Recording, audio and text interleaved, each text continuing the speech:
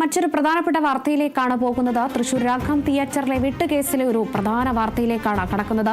തന്നെ ആക്രമിക്കാൻ കൊട്ടേഷൻ നൽകിയത് പ്രവാസി വ്യവസായിയായ റാഫേൽ എന്ന രാഘം തിയേറ്റർ നടത്തിപ്പുകാരൻ സുനിൽ. റാഫേലുമായി സിനിമാ ബിസിനസ് സംബന്ധിച്ച സാമ്പത്തിക തർക്കം ഉണ്ടായിരുന്നു. റാഫേലിന് വേണ്ടി സിജോ പലതവണ തന്നെ ഭീഷണിപ്പെടുത്തിയിരുന്നുവെന്നും സുനിൽ പറയുന്നു. അദ്ദേഹത്തിന് പ്രതികരണം വന്നിട്ടുണ്ട്. ആ പ്രതികരണത്തിലേക്ക്. റാഫേലിന് ഞങ്ങൾ ദുബായിൽ കുറച്ച് സിനിമകൾ കളിക്കാൻ കൊടുത്തതിൻ്റെ കണക്കുകൾ സംബന്ധിച്ചിട്ടുള്ള ഒരു കൺഫ്യൂഷൻ നിൽപ്പുണ്ട്. അതായത് അദ്ദേഹം കുറേ പണം അവിടെ കളിച്ചതിൻ്റെ തരാനുണ്ട്. അപ്പോൾ ആ തർക്കങ്ങൾ കണക്ക് നോക്കുന്നതും അതുമായി ബന്ധപ്പെട്ട് പല കാര്യങ്ങൾക്കും ആൾ വിളിക്കുമ്പോൾ വരില്ല. പല ആളുകളോടും പല റോങ് ഇൻഫർമേഷൻ പാസ് ചെയ്യുന്നു. അങ്ങനെ കൺഫ്യൂഷൻ വന്നപ്പോൾ ഞാൻ ആളെ വിളിച്ചിട്ട് ലീഗലി ഞങ്ങൾ മൂവ് ചെയ്യാണ് എന്ന് പറഞ്ഞപ്പോഴാണ് ഈ കൊട്ടേഷൻ തുടങ്ങിയിട്ടുള്ളത്.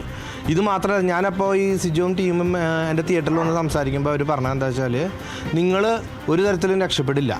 കാരണം ഞങ്ങളുടെ നെറ്റ്വർക്ക് ഭയങ്കര സ്ട്രോങ് ആണ്. തൃശ്ശൂർ ജില്ല മാത്രമല്ല, കേരളം മൊത്തം ഞങ്ങളുടെ ഈ ഗുണ്ടകളുടെ ഫിനാൻസുമായി ബന്ധപ്പെട്ടിട്ടുള്ള നല്ല നെറ്റ്വർക്ക് ഉണ്ട്. ഞങ്ങൾ പട്ടാപകൽ തൃശ്ശൂർ ബ്രൈറ്റ് കുറിക്കമ്പനിയുടെ ചെയർമാനെ കുറിക്കമ്പനിയിൽ കയറിയിട്ട് ചേംബറിൽ കയറി ആക്രമിച്ചിട്ട് ഞങ്ങളതിന് ഇതുവരെ ഒന്നും ചെയ്യാൻ പറ്റിയിട്ടില്ല. ആളേനും ഞങ്ങൾ ഇതുപോലെ ഭീഷണിപ്പെടുത്തിയിട്ടുണ്ട്.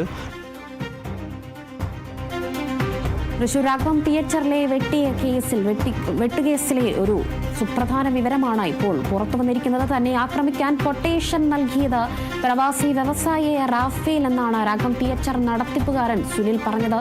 കഴിഞ്ഞ ദിവസങ്ങളിലാണ് വാർത്തയുണ്ടായത്. എന്തായാലും രാഘം തിയേറ്റർ നടത്തിപ്പുകാരനായ സുനിലിന് കാലിന് വെട്ടേറ്റിട്ടുണ്ടായിരുന്നു. അദ്ദേഹമാണ് ഇപ്പോൾ ഒരു പ്രതികരണവുമായി രംഗത്തെത്തിയിരിക്കുന്നത്.